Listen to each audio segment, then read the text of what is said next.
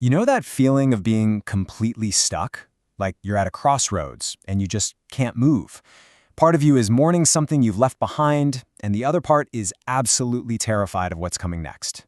Well, it turns out that feeling is as old as humanity itself. Sound familiar? Being paralyzed by regret about the past and just, anxiety about the future? It's a tough spot to be in for sure. But here's the thing, it's not a place you have to stay. There's actually an ancient lesson that speaks directly to this exact problem. And to find that lesson, we're going to have to journey back in time. We're going to meet a Roman god whose wisdom honestly feels more relevant today than ever. His name is Janus, and he was the ancient keeper of beginnings, endings, and that sacred space in between. Now, to really get the power of his story, we have to understand just who we're dealing with. See, while other gods ruled over physical things like the sea or the sky, Janus, well, he presided over something way more abstract and way more powerful, the very idea of transition itself. Yeah, Janus wasn't just another god on Mount Olympus. He was considered a primordial force, someone who existed before the famous Olympians. The Romans believed he was there at the very, very beginning, literally bringing order from formless chaos. So you can see that gave him a pretty unique and foundational status.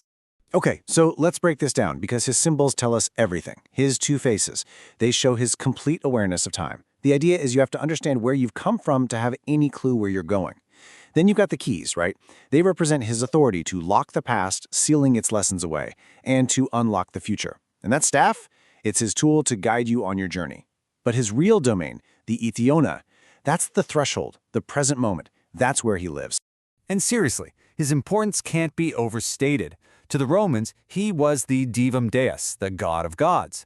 In every single ritual, his name was invoked first. Yeah, you heard that right, even before Jupiter. And why? Because the Romans got it. They understood that no prayer could be heard, no new project could begin, without first passing through that doorway that Janus guarded. So it's from this really unique perspective, balanced perfectly between yesterday and tomorrow, that Janus offers his most powerful wisdom. And it's all wrapped up in this one simple story.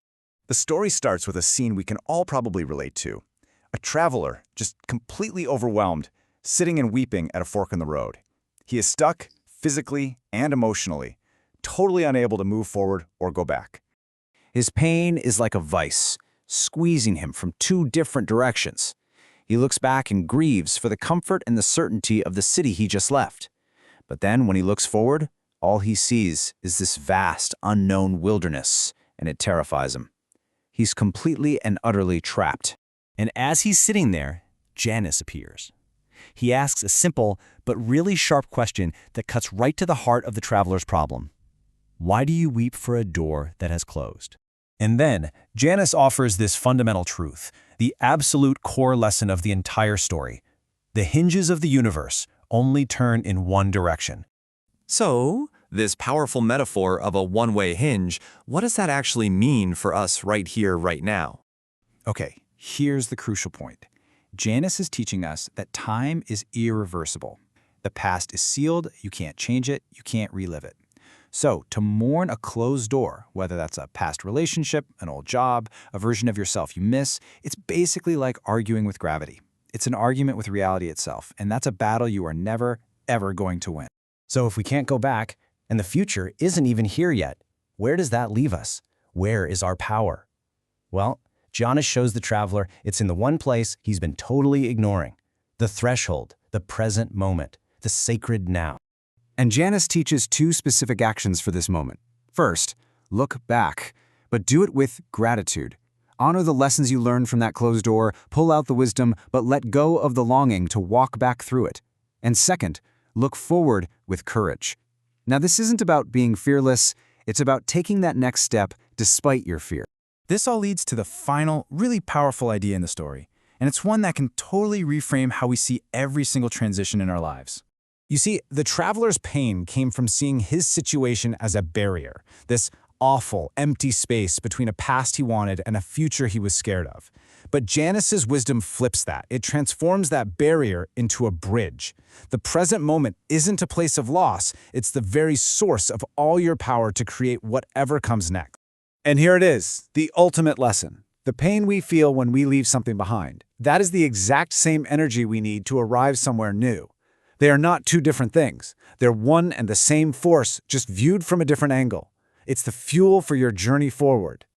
So, this ancient story, it's not just a myth, it's a mirror. It asks us to look at our own lives and identify the closed doors that maybe we're still weeping for. The wisdom of Janus isn't about ignoring the past or the future. It's about standing firmly on the threshold of now and using both perspectives to build our way forward. So the only question left, really, is the one he leaves for all of us.